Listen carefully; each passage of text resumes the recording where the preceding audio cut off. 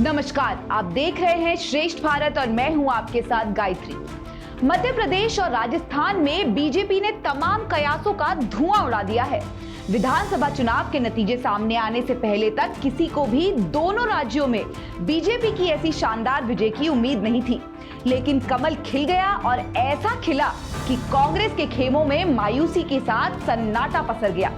शिवराज की लीडरशिप में एमपी में कमाल हो गया तो राजस्थान में राहुल, गहलोत और पायलट के सपनों पर बीजेपी ने पानी फेर दिया। एमपी और राजस्थान में बीजेपी की विजय तो हुई है, लेकिन अब सामने खड़ा है बड़ा सवाल ये कि एमपी और राजस्थान में किन्हें सीएम बनाएगा बीजेपी आला कमान। तो चलिए हम बताते हैं उन चेहरों के बारे में जिनके सिर पर रख सकती है बीजेपी मुख्यमंत्री का ताज।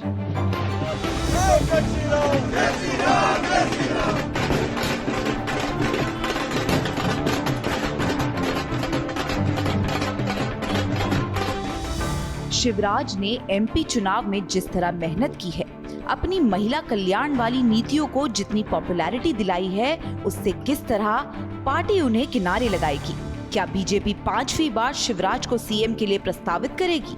अगर शिवराज नहीं तो फिर कौन होगा सीएम के लिए दावेदार? इन सवालों का जवाब बीजेपी आलाकमान के पास है, लेकिन शिवराज अगर सीएम नहीं बनते हैं तो उस स्थिति में ज्योतिरादित्य सिंधिया, नरेंद्र सिंह तोमर, कैलाश विजयवर्गीय और वीडी शर्मा का नाम सामने आ रहा है।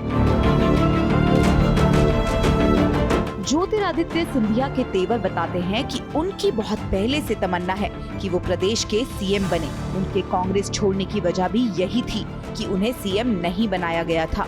बीजेपी में आने के बाद सिंधिया ने बहुत मेहनत भी की है। 2018 के चुनावों में बीजेपी के पिछड़ने का सबसे बड़ा कारण ग्वालियर रीजन था, पर इस बार के नतीजों में बीजेपी यहाँ बड़े पैमाने पर बढ़त बनाने में कामयाब रही।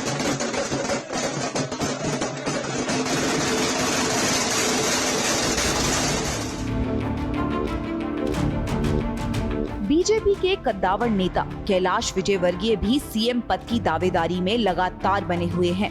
इंदौर बंद सीट से टिकट मिलने के बाद से ही विजयवर्गीय के बयानों ने सीएम बनने की उनकी ख्वाहिश की ओर इशारा किया है। उन्होंने कई बार कहा भी है कि पार्टी बड़ी जिम्मेदारी देगी तो काम भी बड़ा करूंगा।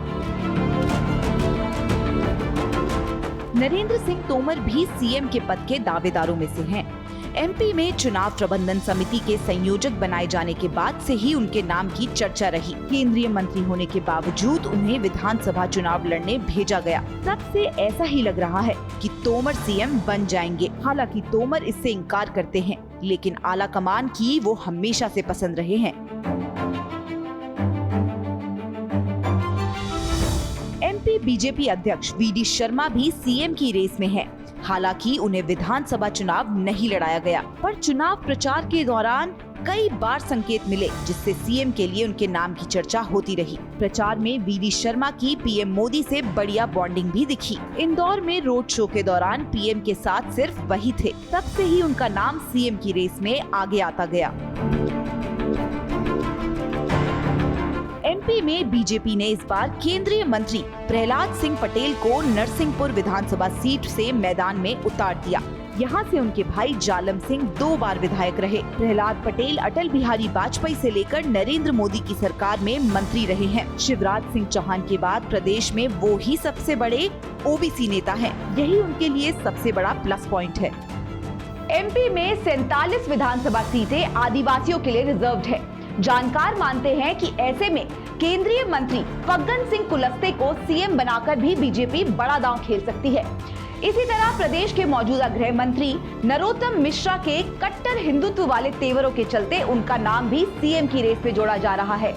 लेकिन बीजेपी में हाल के दिनों में ऐसी परिपाटी बनी है कि ऐन मौके पर पार्टी सरप्राइज दे देती है।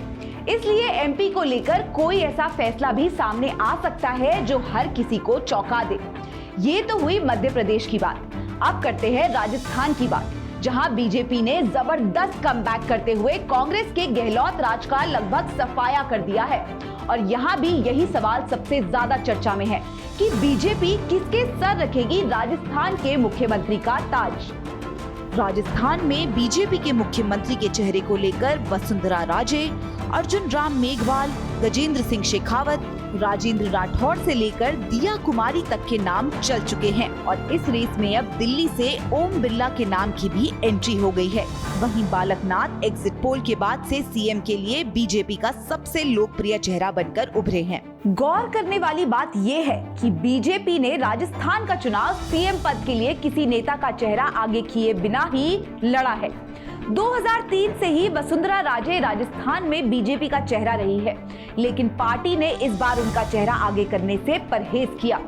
पर अब बीजेपी ने बम्पर जीत हासिल कर ली है, तो वसुंधरा राजे सीएम की रेस में सबसे आगे दिख रही हैं। वोटिंग के बाद से वो जबरदस्त एक्टिव मोड में है, लेकिन बीजेपी वसुंधरा को सीएम बनाएगी या फिर किसी और चेहरे पर दांव लगाएगी, ये सस्पेंस अभी बना हुआ है। तिजारा विधानसभा सीट से मैदान में उतारे गए बीजेपी के बालकनाथ सांसद भी हैं। सर्वे में अशोक गहलोत के बाद सीएम पद के लिए दूसरा सबसे लोकप्रिय चेहरा बनकर उभरे। अलवर से सांसद बालकनाथ उसी नाथ संप्रदाय से हैं जिससे यूपी के सीएम योगी आदित्यनाथ आते हैं। बालकनाथ रोहतक के बाबा मस्तनाथ मठ के महंत हैं। उन्हें राजस्थान का योगी भी कहा जाता है। ऐसे में जानकार मानते हैं कि बालकनाथ को बीजेपी अगर सीएम बनाकर बड़ा दांव खेलती है तो इसमें हैरानी नहीं होनी चाहिए। जयपुर राजघराने की दिया कुमारी को भी वसुंधरा राजे सिंधिया के विकल्प के रूप में देखा जा रहा है। दिया कुमारी सांसद है और बीजेपी ने इस बार उन्हें भी विधानसभा चुनाव में उम्मीदवार बनाया है। दिया कुमारी ने जयपुर जिले की विद्याधर नगर सीट से चुनाव लड़ा। ये सीट बीजेपी की सेफ सीट मानी जाती है, इसलिए दिया को यहाँ से उतारे जाने पर चर्चा तेज रही कि क्या महारानी यानी वसुंधरा राजे का विकल्प बीजेपी ने महारानी दिया कुमारी के रूप में देखा है।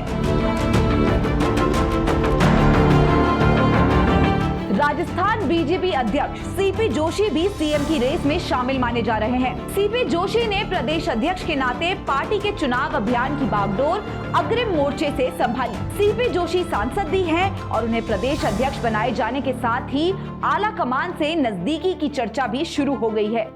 राजस्थान में बीजेपी की ओर से मुख्यमंत्री पद के लिए वसुंधरा के अलावा इन 3 नेताओं के नाम की चर्चा है। गजेंद्र सिंह शेखावत और भूपेंद्र चौधरी समेत कुछ और नेता भी सीएम की रेस में शामिल माने जा रहे हैं। कहा तो ये भी जा रहा है कि अर्जुन राम मेघवाल, अश्विनी वैष्णव या सुनील बंसल जैसे कद्दावर नेताओं में से भी किसी को बीजेपी के नेतृत्व में राजस्थान की सत्ता संभालने के लिए जयपुर भेजा जा सकता है। अर्जुन राम मेघवाल का नाम जिस तरह से पीएम मोदी ने कई जनसभाओं में लिया है, उसकी वजह से भी सीएम पद पर उनकी दावेदारी मजबूत मानी जा रही है। तो कुल मिलाकर एमपी और राजस्थान दोनों ही राज्यों पर देश की निगाहें हैं। इंतजार है तो अब ये कि बीजेपी इस बार यहाँ सीएम का ताज किनके सर पर रखती है। आपकी क्या राय है, हमें कमेंट कर जरूर बताएं और जरूर देखते रहे श्रेष्ठ भारत। श्रेष्ठ भारत पर खबरों से जुड़े रहने के लिए चैनल को सब्सक्राइब करें, बेल आइकन दबाएं और देखते रहें श्रेष्ठ भारत।